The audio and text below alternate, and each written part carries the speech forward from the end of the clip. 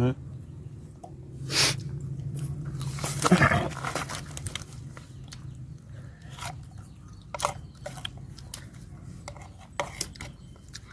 แม่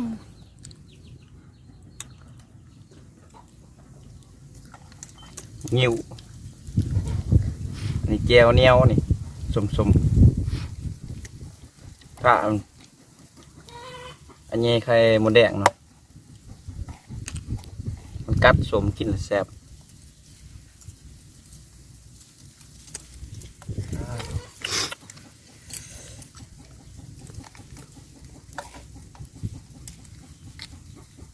เอาไปแล้วเลย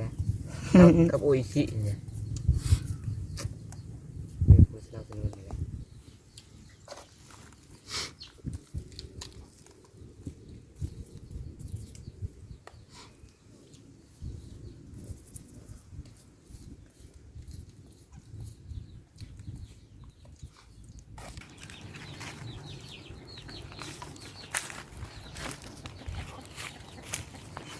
งิ้วด้วยนี่เลือกอย่างดีโอ้ความแซ่บจะแย่ไข่ห้ามหมดแดงเนาะจะมากินโอ้แซ่บนี่นี่ เพื่อขอน้ำล้างหมดชื่อด่างยาวว่าเฮ้ยแค่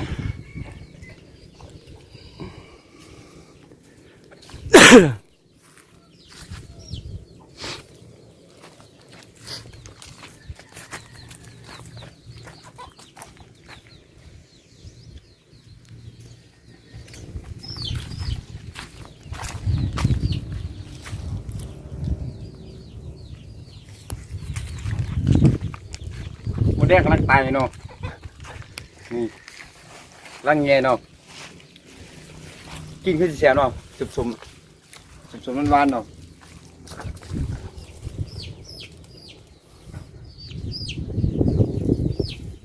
เฮ็ดเดี๋ยวพี่น้องเอ้ยเจ้าเข้าไปนี่แหละ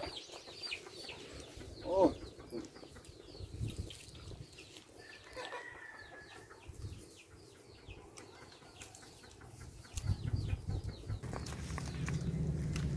นี่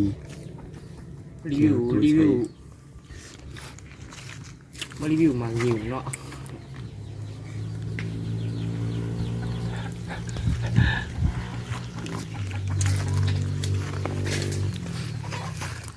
เอาป้องแล้วหน่อยอย่าไปกินอยู่เพื่อนน้ำตาแก่ไรเนาะไปดิพี่น้องเนาะเอามาใหม่ๆเนาะแย่ง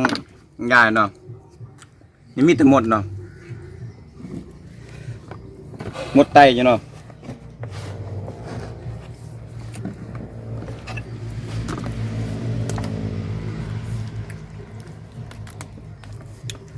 โอ้ยพี่น้องเนาะมันสมแล้วเนาะ คือสีเสียบ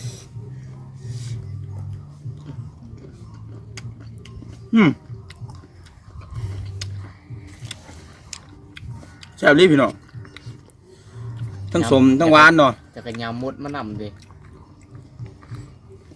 กินเต็ม อุยา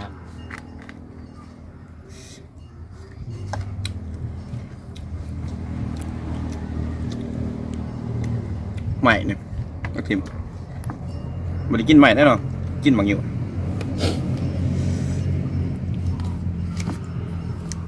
โอ้ยสมเลยเนาะสมดีเลยเนาะกินเบิ่งเนาะพี่น้องเนาะ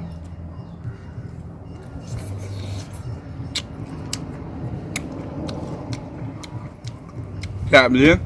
ทั้งสมทั้งเพชรเนาะบางอยู่กับข้างเฮือนเนาะหลายแมนเอาเมื่อกี้เนี่ยแต่ก็ไม่เห็ดกินเลย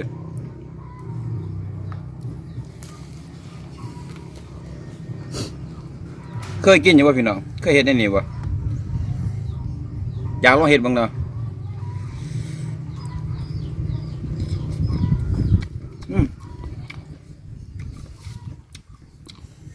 หมดแล้ว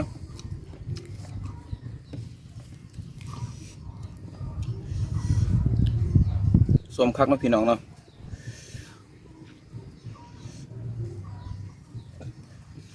บ่เคยเห็นกินเนาะบ่เห็ดจะขี่จะเกลือเนาะลองเห็นนะ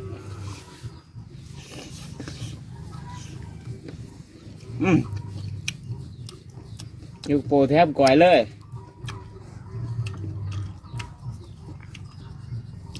หมดเนาะยังไตเนี่ยกินลงไปกัดใส่บ่จังได๋แซ่บอีหลี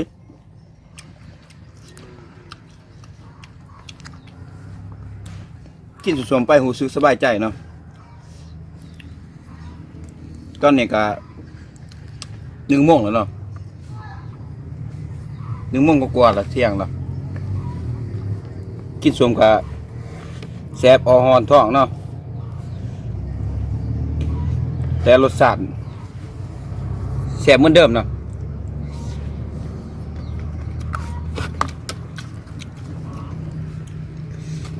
มา2 คนแต่ว่าบางนี้มันบ่กินน้ำเนาะ บ่อยากบ่อยาก แต่ว่ามันเพื่อบ่อยากแต่ว่า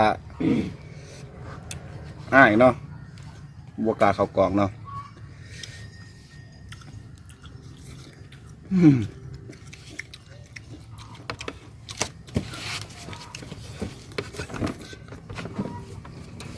แจ่มเลย แซ่บรีพี่น้องเลย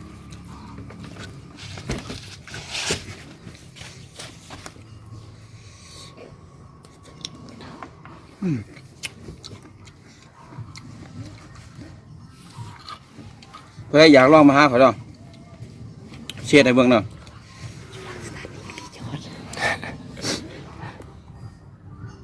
แซ่บรีเนี่ย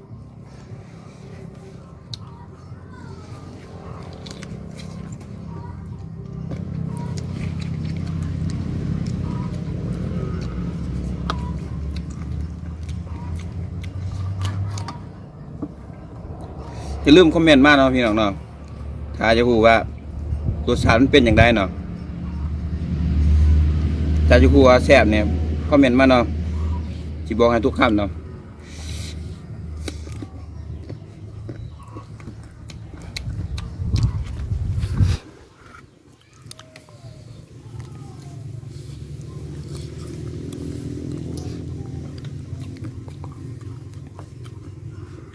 กินคนเดียวเบิดบ่เนาะตอนเผ็ดเนาะกินแจ่วมันก็อยากแสบปากแสบท้องเนาะมันเผ็ดหลายอากาศก็ร้อน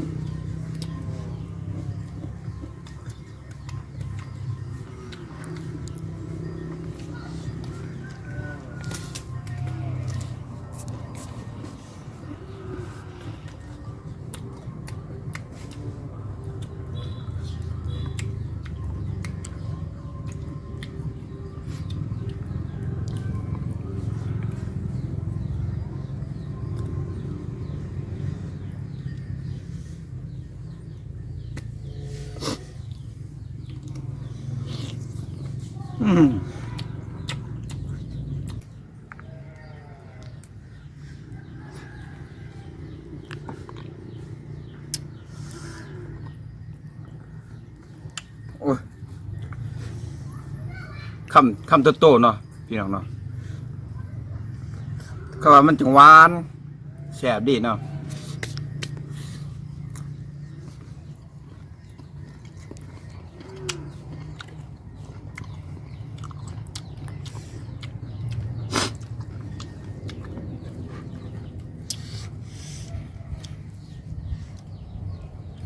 พี่น้องมันจะว่าหัวสั่งในพี่น้องเนาะจะขึ้นบ้างหันอันนี้ก็ป้ายแหลมๆเนาะเพื่อจะว่าแม่ช่างนี่หัวปลาลดบ่นี่ว่าเบิ่งกระคักเนี่ยมันคือหัวอันนั้นเนาะ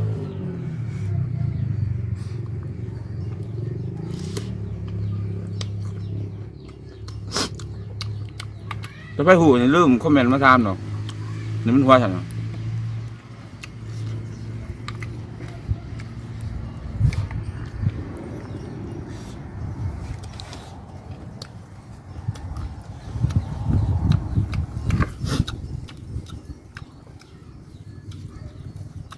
เบิดเนาะพี่น้องเนาะ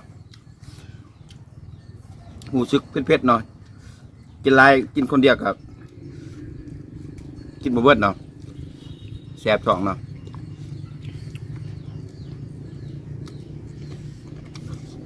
อย่าลืมคอมเมนต์อย่าลืมกดติดตามเนาะกด Subscribe เนาะพี่น้องเนาะเกี่ยวยังบอกละลายเนาะคลิปนี้กับบ่มีหยังหลายเนาะขอฝากพี่น้องเนาะอย่าลืมกดไลค์กดติดตามเนาะคลิปนี้ก็ขอลาไปก่อนเนาะ